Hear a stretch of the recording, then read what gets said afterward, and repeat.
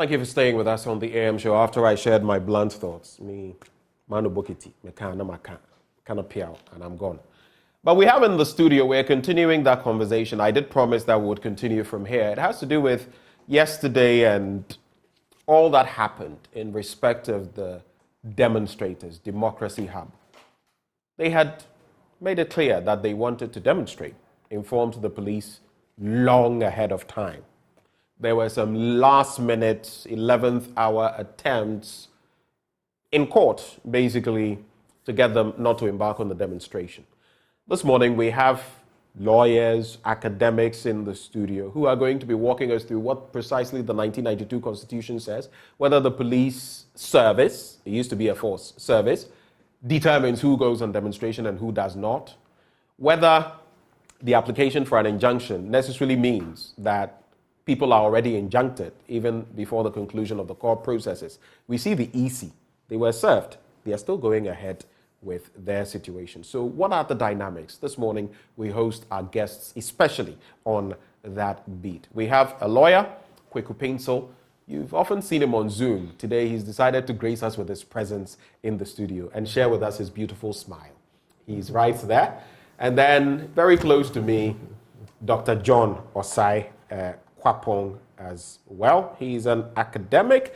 Are you a fellow of the CDD? Ghana, yes, a fellow of the CDD as well. Both of them join the conversation. I learned something interesting about Dr. John Osai Kwapong a few moments ago, but I'll not share it. I'll keep it close to my chest for now. Gentlemen, a very good morning to you. Good morning. Thank you. I'll start with the bare bones of this conversation. People said they wanted to demonstrate. Once more, there was a push from the Ghana Police Service saying, no, you can't do this. And there's this trend where now people are being told, go to the Black Star Square, go to the Independence Square. I don't know what it is now that people have to use that venue alone. But they wanted to pick it, so to speak, the Jubilee House. Some have said, security zone. So maybe you can't pick it there and all of that. What is your understanding of the flow of events and what happened yesterday? I'll start with you, Dr. Osai Kwapong. Good morning. So I did see when Mr. Oliver's group, called for the demonstration, the Democracy Hub, and I think it's been a good month and a half now. I mean, if I look at the timeline, or at least a good month now. It's about a month. It's about a month since they alerted the police. And I remember in one of his Facebook post updates, he did indicate that they had met with the police to inform them that they want to embark on this demonstration, etc., etc. And so you could see the flurry of activities from his group, preparing for it, calling for calling for people to participate, calling for donations, any items of support, etc., etc.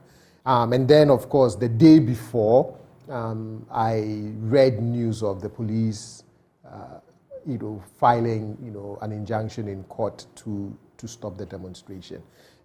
The thing that I have not been very clear about is, what the legal provision is, right? So constitutionally, citizens have the right to, free assembly. They have the right, to engage in some of these activities in protest of whatever conditions that they believe they need to protest. I also know that the law says they must inform the police. True. Some way, somehow, it appears that the informing of the police has become something else. Has turned into seeking permission from the police. And I don't know, and maybe Mr. Pencil will be able to help us with that, but I don't know how that has sort of, in the implementation administratively of that legal provision, it seems to have turned into you need permission. And if that permission is not granted, then you cannot proceed on said demonstration. I'm also not sure where the courts stand on that provision. So again, some education will be very helpful. But from a governance, democracy point of view, I think the subsequent events in terms of what happened yesterday leaves a sour taste in the mouths of a lot of people, right? To think that you live, in a democratic dispensation where you want to, get together with other citizens to air grievances, and this is what you are met with in that attempt to do that. Yes, I can also understand that Jubilee House is a security zone, but you can work with the demonstrators to come up with, certain parameters. Maybe you cannot get too close to the gate. Maybe this, maybe 10, or you define some spaces around that security zone that can be acceptable for the demonstrators to stand and, share their messages and all of that. And I think when you meet ordinary citizens with such high-handedness, when they are just simply trying to express some of their constitutionally guaranteed rights and freedoms, it doesn't augur well. It doesn't speak well of, the democracy that we all want to strengthen, consolidate, and build. You talk about high-handedness, and it's interesting you say that, and you also talk about the fact that informing the police service has now turned into basically seeking permission from them. Chapter 3 deals with citizenship of our Constitution, and I think Chapter 5 it is that deals with rights, human rights, among others. You would read there some of the provisions, including the protection of the right to life, personal property or personal liberty, slavery, forced labor, protection of privacy of home, and other things. But then when you get to Article 21(1)(d), it says, all persons shall have the right to freedom of assembly, including freedom to take part in processions and demonstrations. You are the lawyer, Mr. Painso. What else does the law categorically state on this vexed issue that we are discussing here this morning? Thank you very much.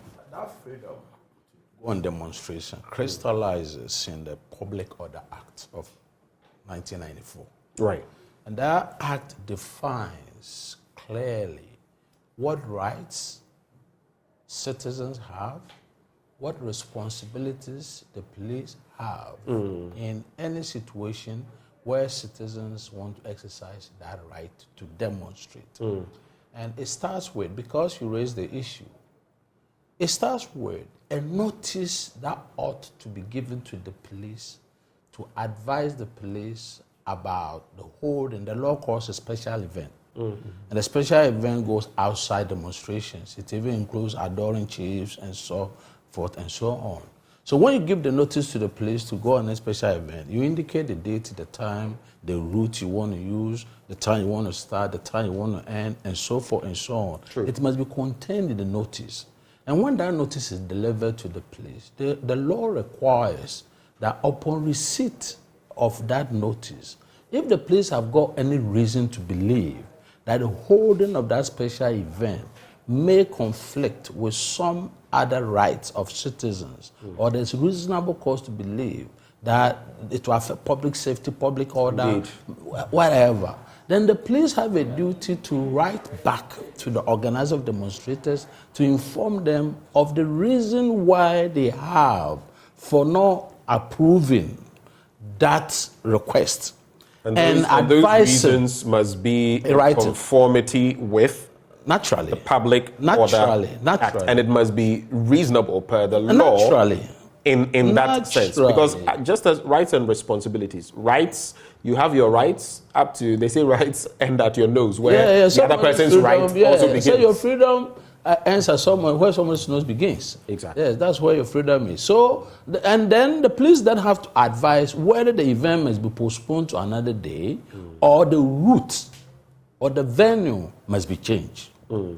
Now the law continues that upon receipt of that police notice, within 48 hours, the organizers are obliged, it's mandatory, to inform the police of their compliance with the police notice. In other words, the police request. But if within 48 hours, the police have not received any such notice of compliance from the organizers, then the law says that the police may, then it's permissive, may then apply to a court for an order, not of injunction, but to prohibit. That's the language the law uses. It doesn't say shall, it says may. No, may. Because it's important in legal language. I'm very careful in the use of language on a sensitive issue like this one.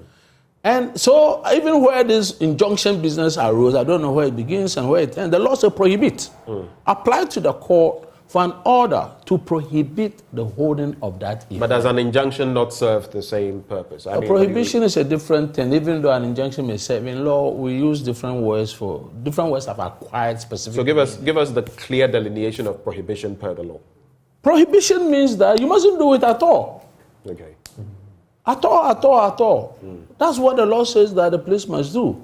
But of course, I'll admit, what is in the name? I mean, if an injunction will secure the same purpose. But the idea of an injunction obviously would mean, you see, let me tell you the problem I have with the law as it stands now. Right.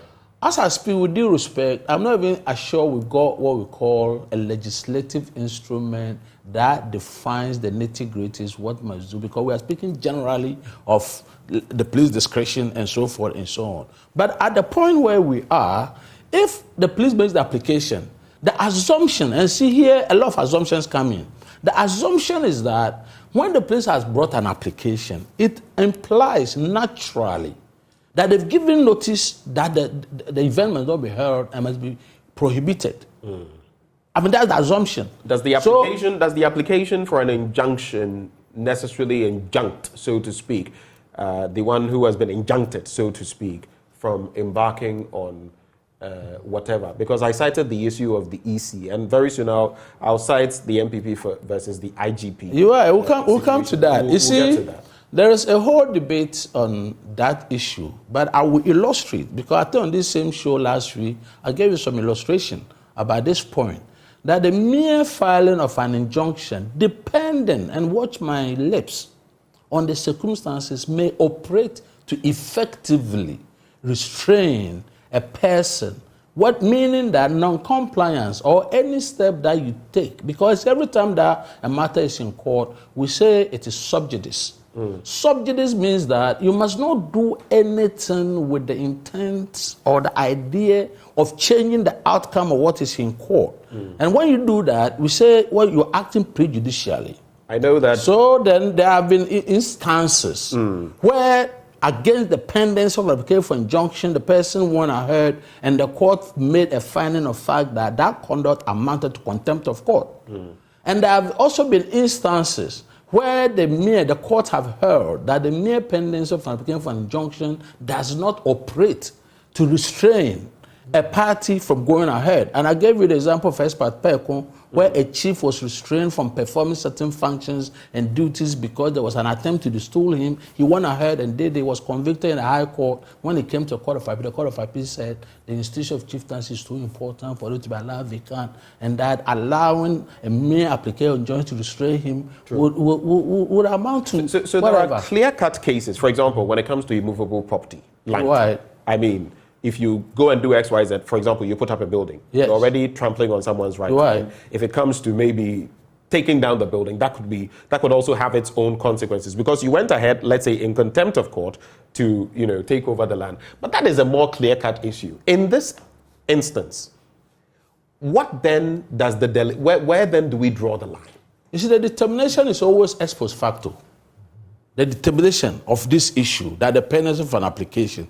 But if you have been served with it, because you see, that's why I'm saying that there's a whole body the of demonstrators law. claimed they had not been. Well, where were the organizers? You see, when we get into those areas, we are getting into some territory. And we must look at the facts as they are now. So let's assume they were served. Then I would say that the conduct of going ahead with the demonstration is clear contempt. Because on the state of the law itself, the law is very clear that when you have given notice and they have also given you notice, you are required to comply by telling them. I mean, or rather, you are required to comply, to tell them that you are complying. In fact, it's very interesting. The language of the law is very interesting in those circumstances. It says that they must notify of their compliance. And the law says that if within 48 hours they have not given that notice, and they have also not indicated that they are willing to, not to go on the demonstration, then the next move, So the state in which the police move to court is suggestive that they have defied the police. So that's a simple matter of that. And the issue going on from there, so I would say, please, I would say without hesitation, that at the point that they decided to go on demonstration, where they knew that the police had not expressly approved, and you see, because you posed the question. But that's the whole point. Do they approve this? No, but it follows. You see, we do interpretation of law. Because the law does not use, every law that you have, lawyers will end up saying there's a lacuna, there's a gap. Now, and that's why it's only when these matters go to court that the court will have an opportunity of, stretching out all of these things to determine whether indeed the act of giving that notice amounts to an approval or it's not an approval. I'm not here to do the jurisprudence of the law. But I can say that from the interpretation that I place on the various sections, beginning with the fact of giving notice, beginning with the fact of the police notifying you to either stop or whatever, leading to the third situation. So I would say that any time that the matter has come to court, it suggests very clearly that the police have indicated, whether you call it approval, whatever name we call it, what it means is that the police have demonstrated, demonstration must not go on. The organizers, Democracy Hub, you say they must then get back to the police service and express their compliance. Naturally, that's what the law says. They express their non-compliance. Yes. In other words, saying, we are defying you, we are going ahead with the demonstration. In such an instance, what does the Ghana Police Service do? Because then you can pursue a case of their contempt in court of the court's order. Barring that, if you are not going to give them protection, which the Constitution mandates, if they are going on a lawful demonstration, you would give them. What then should the police do? Should they do what they did yesterday, barricade the area, arrest people, rough them up, throw them into cells? Is that the procedure to follow? The police duty responsibility goes outside, is far more broader than demonstrations. Even in the law says even when approval has been given and they present demonstration, the police have a duty to ensure that the protesters, or not protesters, the demonstrators are properly guided, including blocking, roads, including, ensuring that they don't go on a rampage and so forth and so on. True, but that is not what happened yesterday. No, the point I'm making is that the law, gives the police that power, whether you have permission or not. So it's not even about permission. It's about any ordinary cause. You see, when a person has given a clear intention of pursuing a particular cause and you have refused the person, it does not stop the police in the general, because the police in the ordinary event or in the ordinary course of events, they are entitled to ensure peace and so forth and so on. And therefore, even if we take it outside the law, I'm talking about the Public Order Act, the duties of the police do not cease at all in those circumstances. And they had a duty. How they do it is another matter. Whether the force that they apply in any particular circumstance is justified by what they saw is another matter. Because you see, I have been a product of demonstrations. I have led demonstrations. I know what demonstration is. It's the mechanical law of demonstrations. Is that once you decide that you want to go on demonstration, whatever happens, you want to go. And it's not even about police permit. We do it all the time. We did it. I was a student leader, and I know exactly what happened at the time. What was the reaction? The natural consequences that they beat you to the pulp. And they do it. So nobody goes on demonstration without knowing that this is, I'm sorry, but you see, there's a certain mentality of the police that I want to talk about here. But the real point of the matter is which is contrary to the law. Where they do it. And let me tell you what, anybody who organizes demonstration must reasonably know, believe, and anticipate that half of the people who come, in the university we said souvenirs, we do all manner of things. So it's not possible that you organize demonstration, you think that you are leading holy angels on a procession. It doesn't happen. And therefore, anytime, and please, you see, with some knowledge of literature, we've got what we call the Shakespearean mob. Anytime 2-3 people who are otherwise reasonable as you can think, when they come together, their mood and everything changes, you cannot predict. And with due respect, I would say that to amount to irresponsibility on the part of the Ghana police when they have knowledge of the gathering of any 2 or 3. The Bible says whenever 2 or 3 gather in the name of the Lord, he is there. But this is not about the Lord being there in the presence of demonstrators. And therefore, to amount to irresponsibility, in my view, we the police were just to stand by. That's not a commentary on what indeed amounts to controlling a crowd.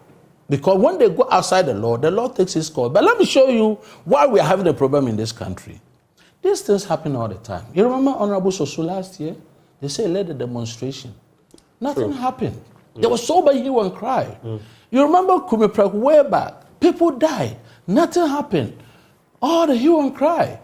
Elsewhere, go to, what do you call it? Is it Brazil? They've started a prosecution of people who went on demonstration, destroy all kind of things. The American version has virtually for destroying you know what I'm saying? Public property. So it's not even about the police. It's about civilians, about everybody. And indeed, the law makes allowance for organizers of demonstrators where at the end of it, the destruction of public property, they never bring anybody to court. Nobody wants to sue the police. The police doesn't want to whatever. So we have this one. Listen to me.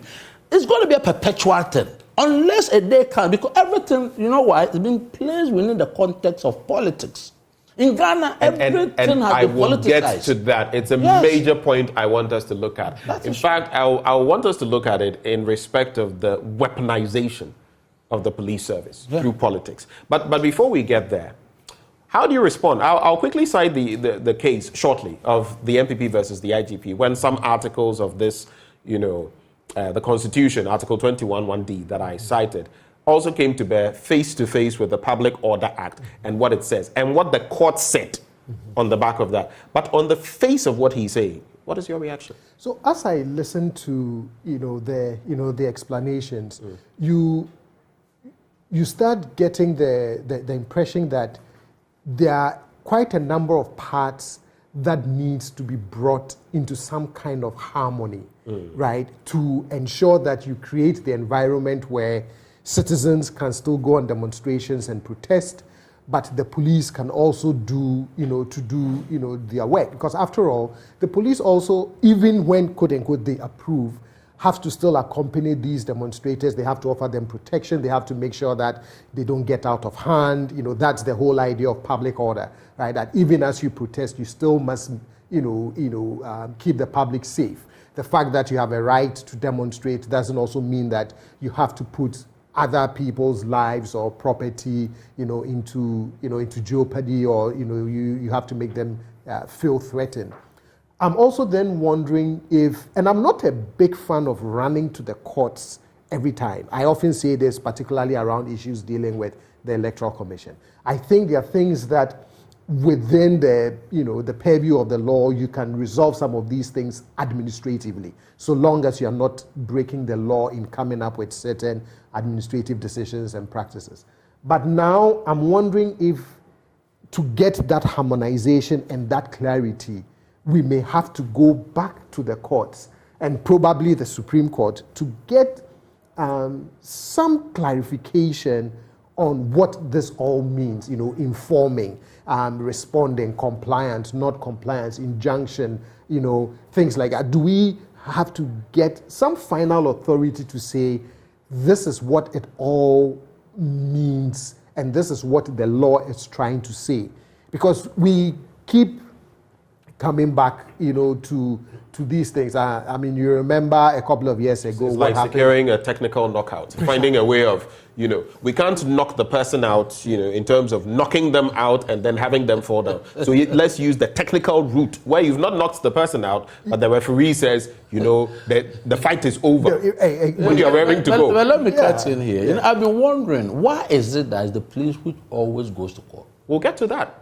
Thank you. Why is it always the police? That is all. And has the police become a sort of poodle in a way? I mean, and then why do they discuss the issues, really? And then why do they also then go at the very last minute? Because and that's the point I was getting to. 1 month notice. Right. Then you wait for the dying. It then suggests some ill will, some ulterior motive. Right. So it may well be that it's a step in the right direction, but then when you do it at the hour that you do it, it reinforces all of the already existing, perceptions, mistrust in the institutions, and say, so if you wanted to, seek an injunction or why didn't you do it 2, 3, 4 weeks ago? Why the day before the supposed act? And even at night. Right. You know. So it's, but at some point we need to bring all of these into harmony, because I don't think that there would ever be a time where citizens would not have, their inclination to go on demonstration. Go on demonstration. It could even be a one-person demonstration. Yes, it could yes, be, yes. but we need some clarity. Your if the colleague- parties can't reconcile some of these. Pride Your colleague, doctor, the one on the health end of the scene. Yeah. Dr. Kwame Sapong. He was talking about the fact that some of these politicians, they forget, because they do their routine checks abroad. They forget when there's an emergency, and we've seen what has happened to politicians in our country. When emergencies happened and the health system they've been running away from had to bite them. I relate that to this environment. Today you may be in power. Yeah. The next day you are not in power. You remember Gabi Otredako and the slap let everything. my vote count. Yes, he would talk about that. What is happening now that supposedly his fraternity is in power. So as you do it today, you should remember that when it comes and it bites you, our politicians should know that. But I want to come to you with this, and I'll later go into the law because it's what the law says with Kweku Painto. I've cited Article 21D, 1D of the 1992 Constitution. I'll reiterate. It says, a person shall have the right to freedom of assembly, including freedom to take part in processions and demonstrations. Now you look at the case of the MPP versus the IGP. The Supreme Court was then invited to interpret this article in respect of sections 7, 8, 12, and 13 of the Public Order Act 1972, as cited by Kweku Painto, NRCD 78. Section 7 of the Public Order Act gave the Minister for the Interior the power to prohibit the holding of public meetings or processions for a specified time in an area. Section 8 provided that the holding of all public processions and meetings and the public celebration of any traditional custom had to be subject to the obtention of prior police permission. Note, because things have changed. Then 12C went on to give a superior police officer the power to stop or disperse such a procession. The point is, we've gone past that. The Supreme Court unanimously decided that these provisions of the Public Order Act were in conflict with the Constitution, 21D. Owing to that fact, any such restriction on the right to freedom of assembly would make it meaningless and a sham. Simply put, in simple terms, the sections of the Public Order Act no longer exist in the statutes of Ghana. This means individuals or groups only need to notify the police of their intention to protest some 5 days to the protest. They did 1 month.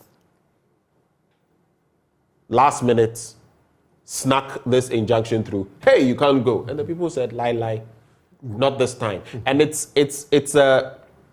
like a broken record.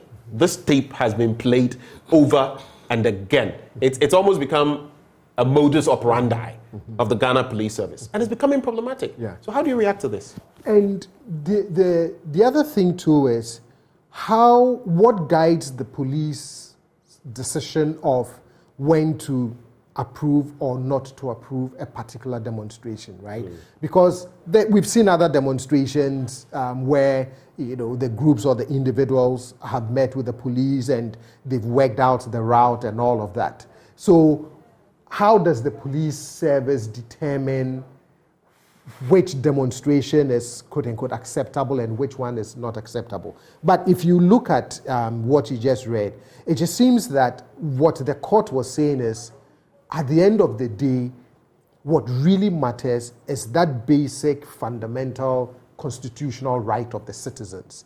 And you cannot let the administrative law get in the way, right? And that if you had to choose between the police stopping you from going on a demonstration versus the citizen enjoying that right, we would rather err on the side of the citizen enjoying that right. And it makes sense too, because, for example, what you read, where it talks about how the Minister of Interior, can prohibit, can stop, etc., etc. Which has Think been taken about out it. anyway. Exactly, which is a good thing that has been taken out. But imagine, you can see why the court would find that problematic.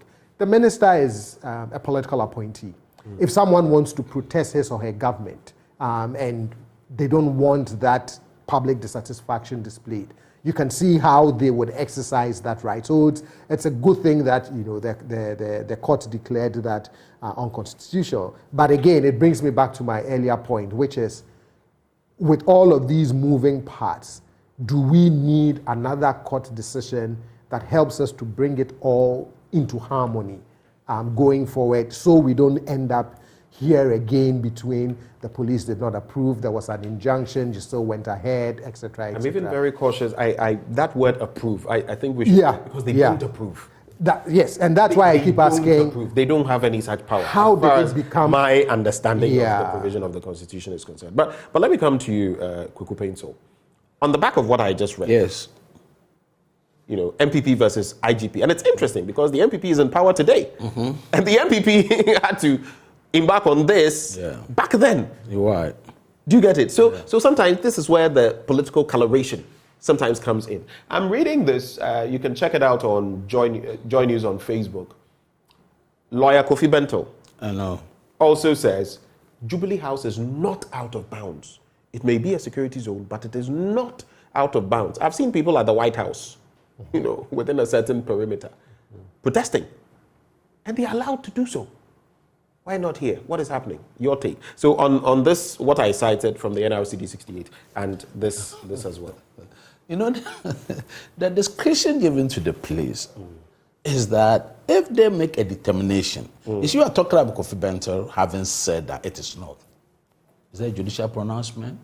At best, it is view of the matter. What portion of Ghana constitutes a security zone is for somebody to make a determination. If somebody goes to court, but it does not even say, I agree with you, it doesn't even mean that if it's a security zone, you may not hold a demonstration. But the real point of the matter is that discretion, which is a very wide one, has been given to the police to make a determination at every point in time. And this ties in with my claim that if at any point in time there is nothing in law that prevents a holder of a demonstration from accessing the court and asking for declarations to a particular effect. So, for instance, at the time that the police had refused, and please, I may have no option but to use that expression, because if the law says that when you have applied, given the notice, because the law says notice, and the police are not happy with your notice or somehow disagree with you, then they write to you, contrary to what you are requiring, either to ask you to stop to go on a demonstration, and then you are obliged, within 48 hours of receipt of that notice, to tell them that you wish to comply. I mean, it's very interesting the way the law has been worded. I also found that rather curious. Yes, I mean, the way it has been worded. And it's so at that point, when you disagree also with the police, then there's an issue for determination. And at that point of the issue, only the court must determine. In other words, it is my view that it's about time that anybody want to organize a demonstration and the police have determined that this route is not a proper route or this time is not a proper time, to ask the court to override that police determination.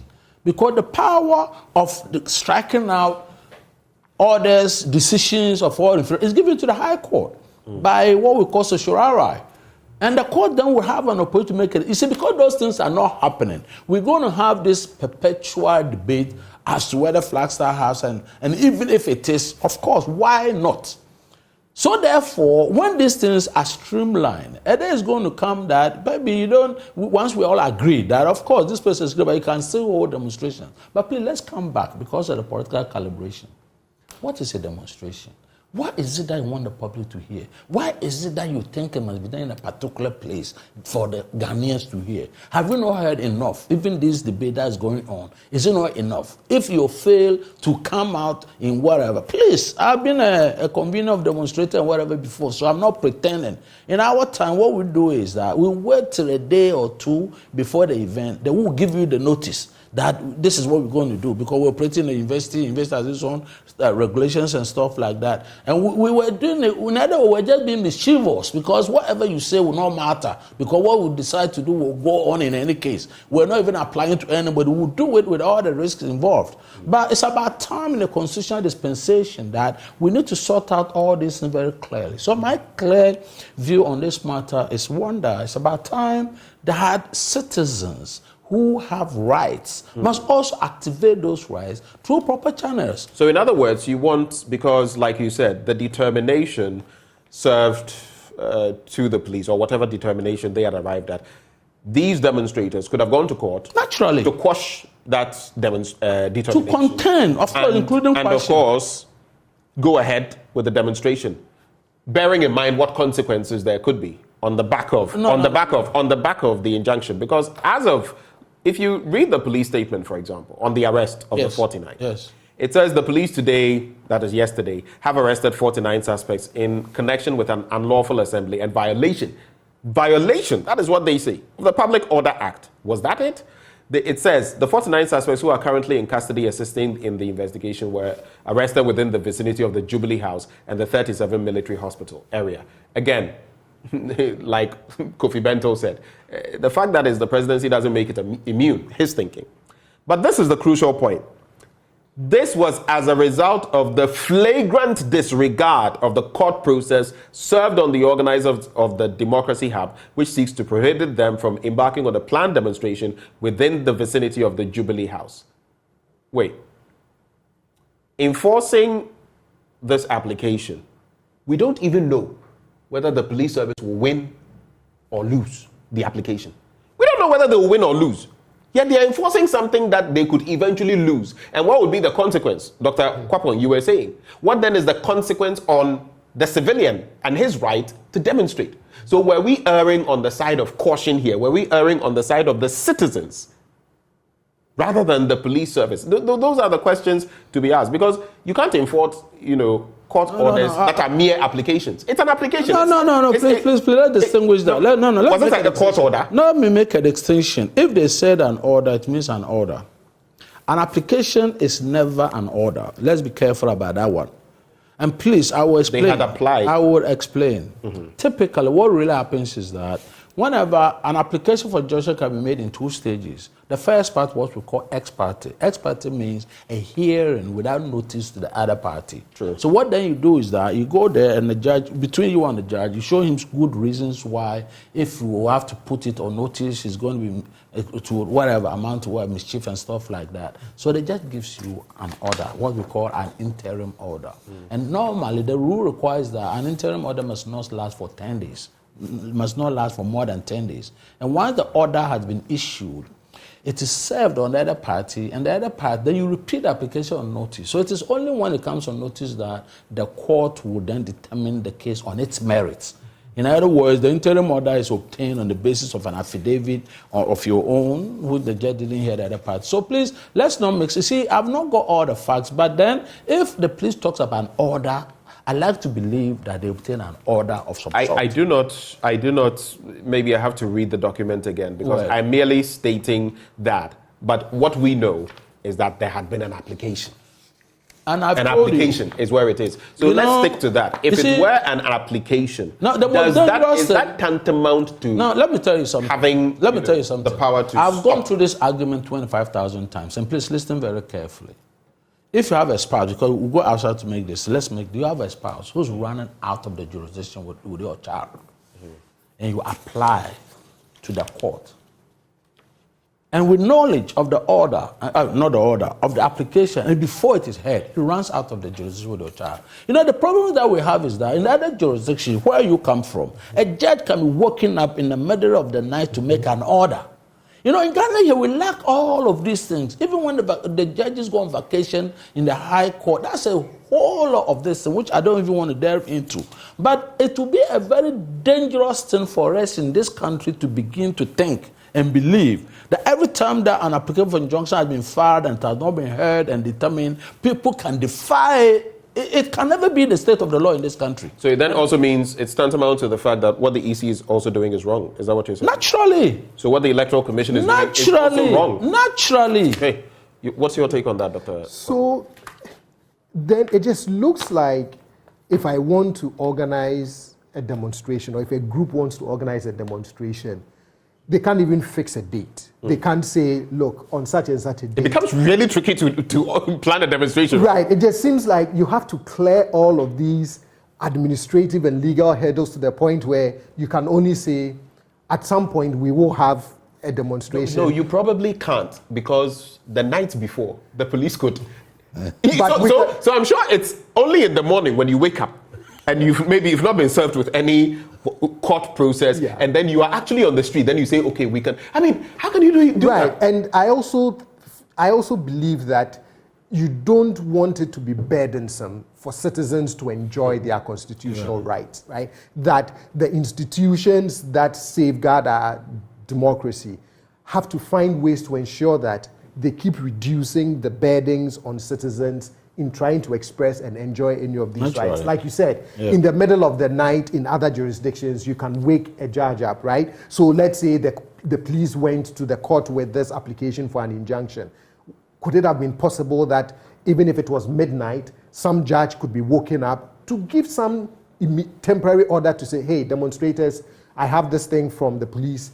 Can we wait maybe 24 hours whilst I make a preliminary? Or they can say, the judge can also say, look, I've looked at the facts. I don't think anything untoward is going to happen. Just let them go ahead.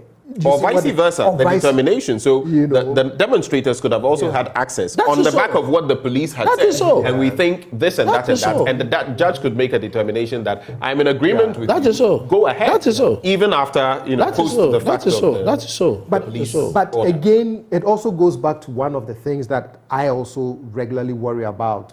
In as much as I've said, let's go to the courts to get harmonization on this, I also don't like the running to courts every time. You mentioned, for example, the police has to approve the routes, and if you, the organizers of the demonstration, you don't like those routes, you can go to the court to. I'm thinking, so something as basic as, do I start from Obra Sport around Circle, or do I go to the Independence Square?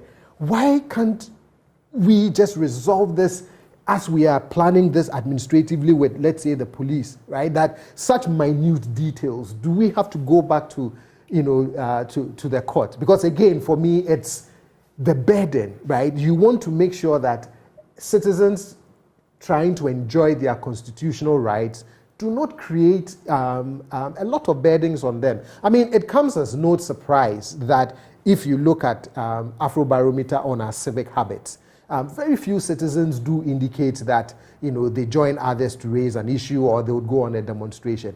And now it's starting to make sense, right? That if you have to go through all of this hassle, why would you even want to enjoy this very important constitutional right? It's becoming, very unsafe, you would have to think twice, thrice, 4 times, 5 times before you embark on a demonstration. Yesterday, some celebrities spoke to the issues, and some people said, you too, go on the streets, go there and demonstrate. You would realize that some of them may not be. Some of us, look, I get a lot of flack for some of the things I say, but I feel in all good conscience that this is the truth. Like I shared in my blunt thoughts today, and I say it. Not everyone will say it, and not everyone, by extension, would feel like going on the street because they feel I could be. We've seen demonstrations where I saw this gentleman the last time, his eye was nearly gouged out. Those who went to the Obra Spot. Someone may feel, why should I endanger? But these are people who ordinarily, in fact, if you look at the last statement from the police, it was basically saying, you go there, we'll deal with you. That should not be the case. But do you feel that part of the problem, and we're winding on the conversation, is the fact that a politician, the head of the executive, appoints the IGP? Is that part of the problem? I'll start with you again, briefly. I want very brief thoughts on this. Is that part of where the problem starts? I always say, but in other jurisdictions where the president has appointment power in certain, key roles, you can still see that independence in the exercise of the powers. This is Africa and this is Ghana. Exactly. So maybe it is part of the appointment process. Perhaps you want to, depoliticize, the appointment process. But at the same time, are we always then going to be this, stuck in this mode of, because person X appoints this person, they cannot act independently or do that, quote unquote, which is But especially when it comes to demonstrations, it's almost been like a broken record. It's been the tail of the tape. If you try demonstrating this and that, there's always, the opposition will always have a problem with the Ghana Police Service when it comes to this. So have we then weaponized the police, especially in this regard? And that's the same question I'll pose to you. Do you feel we have weaponized the police? Not so much weaponized as in, why does, for me, the question is, the question though is, why does the police tend to respond this way to demonstrations, right? Is it that we live in a governance culture where we frown upon these things? Then why does our constitution say what it does? So that I don't have a good answer to that. Let me come to you, Kweku Painto. Yes. You know what? Have we weaponized the police service? Especially, I'm narrowing it down to this kind of endeavor when it comes to expressing public sentiments. I myself got a lot of problems with the police. It has not even to do with the appointment, but it's a culture of violence. They would have better stayed as police force. Police service is a fraud that they commit on Ghanaians by telling there's a police service. Police service. The name police service is a fraud. It's a fraud on Ghanaians. Because the entire culture of the Ghana police service is that of brute force. They cannot understand even the use of discretion, even in ordinary circumstances. It's all about master say. And dealing with the police is the most frustrating part of my own practice as a lawyer. Because they don't seem to, and I always wonder what is it that goes into their training. So that's where possibly we may need to start from. And that's where we need to start from. Your ordinary policeman, he doesn't even know of cautioning somebody. Once he believes you have got, then you must either pay bribe or he'll take you to court. He doesn't even, I keep on telling them. Now listen carefully. What does the Bible say? The Bible says that go and sin no more. It's part of the law. Yeah. Because I tell them every day that listen to me. If you have to arrest everybody and take it, the judge will not even find time to eat. But to be fair to them, at least they do some of that. The motorbike riders now. Yes. The motorbike crowd may not be up to the 1,000-something. Yes. So now, a lot of them, they do. Because if you want to follow what you do with those with saloon cars and buses, basically, you will have to go and sell the motorbike. So at least they do that in a way. No, but in most ways, they are not sticking. They only do it because they get something. Without something, they will never leave you. I mean, the whole culture that they must always take money, we do respect, but we must say it because we pay for the uniform that they wear. You know what I'm saying? So I would pin this down to police culture. And also, we all lack the democratic temper. All of us, Ghanaians, you have to be in power, exercise all the power, you get out, and the next time. So it's about time. I'm only hoping, from 1992, we've gone so far. Even now, I'm still hopeful. Every day, we cannot say that the same conditions that existed pre-1992 are the same conditions. Definitely here. But we need to do a lot to be able to have the kind of atmosphere in this country where if I and my children decide that we want to have a demonstration or look at this thing, we can just go and pitch the roadside, do whatever we want to do, and come home with assurance that nobody's going to come with a baton. You know what this reminds me of very briefly? I remember there was a Black Lives Matter, demonstration in the US. Yes. And people came, White Lives Matter, and they came in, and everything went smoothly. That is so. Some here would talk about, no, they also came and they were doing their own thing too. That is so. And they were allowed to do it. And some of it was very spontaneous. Exactly. But it wasn't even planned. Yes, but if you look at the legal context in Ghana, I even wonder if a spontaneous demonstration because now they say you must go through a certain rigid process where the likelihood of being granted permission to do any such thing, the red tape is bewildering. But to come to the point, all these discussions we're having is because we gave ourselves a constitution in the Fourth Republic. After all our checkered history of military putches and all of that, Otumfuo has now been saying, look, African leaders, take note. Because no one wants coup d'etats and all of that. But now we are talking about them because they are in the sub-region.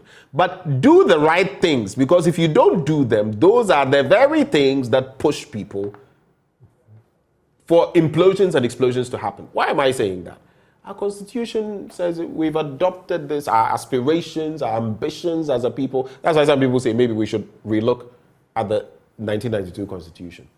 It appears that in many ways, including in this instance, whether you put the Public Order Act by the 1992 Constitution or whatever, the bidding of political parties are being done, executed.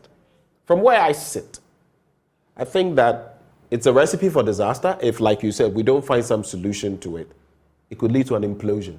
It could lead to an explosion. Because when people have to hold a lot of emotion.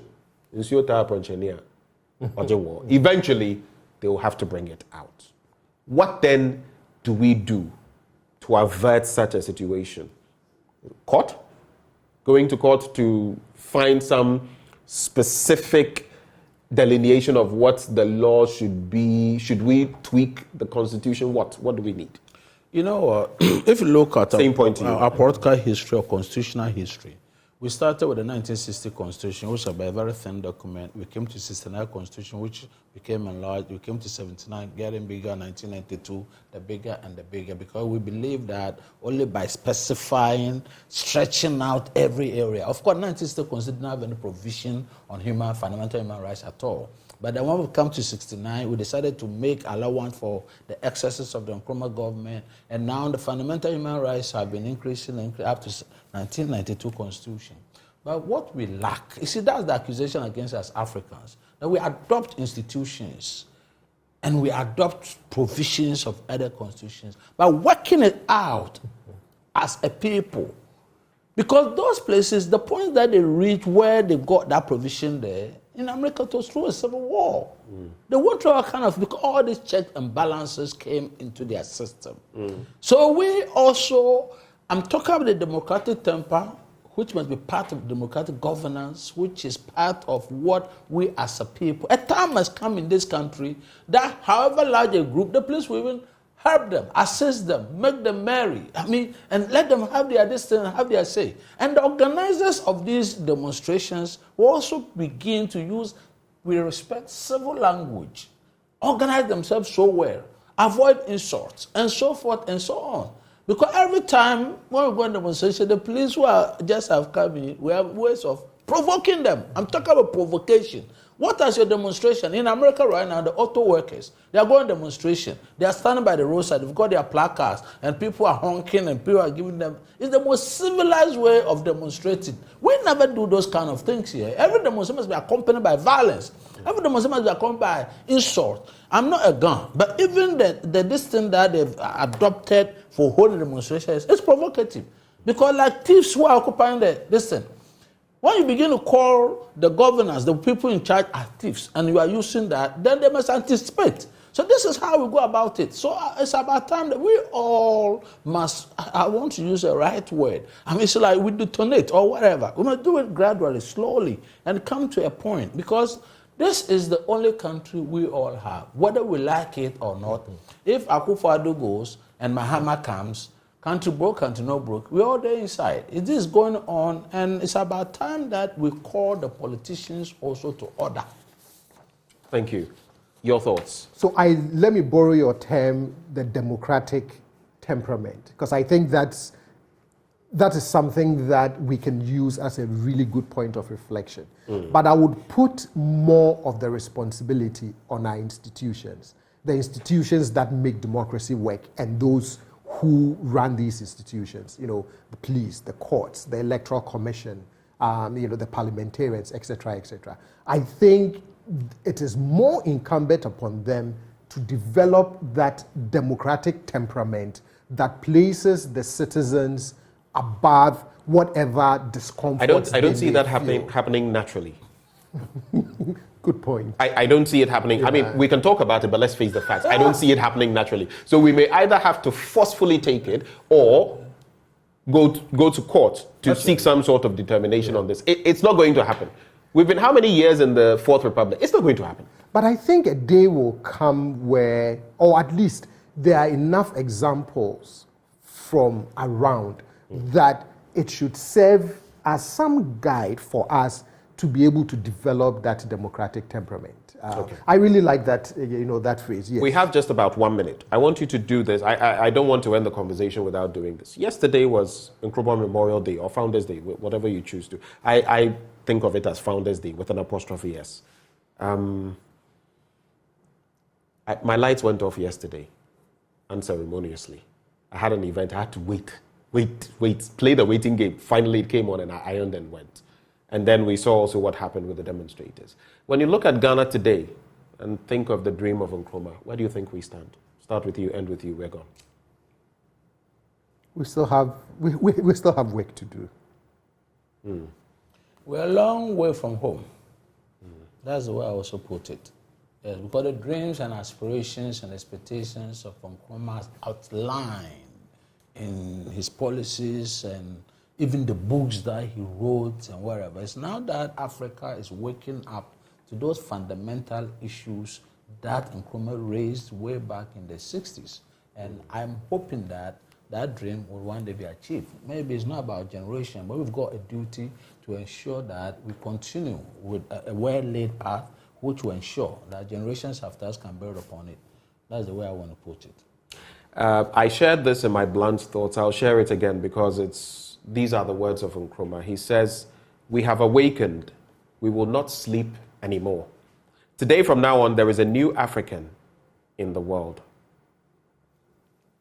I don't know, though. Is there a new Ghanaian?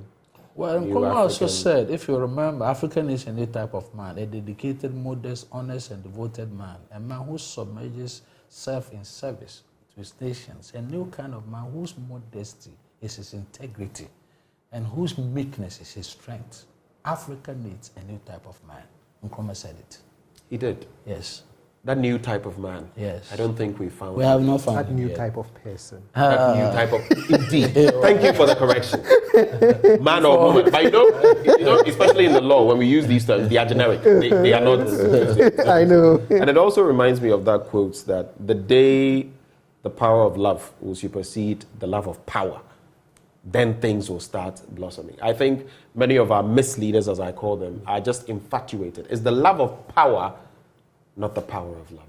Gentlemen, thank you so much for joining the conversation. I've thoroughly enjoyed this. And from the views and comments, unfortunately, I can't read them. I think those who watched us also enjoyed it. We've had in the studio Kweku Paintil, he's a lawyer, Dr. John Osai Kwapong as well, a CTT fellow, joining the conversation. Stay with us. There's still more action coming your way right here on the AM Show. We'll be right back.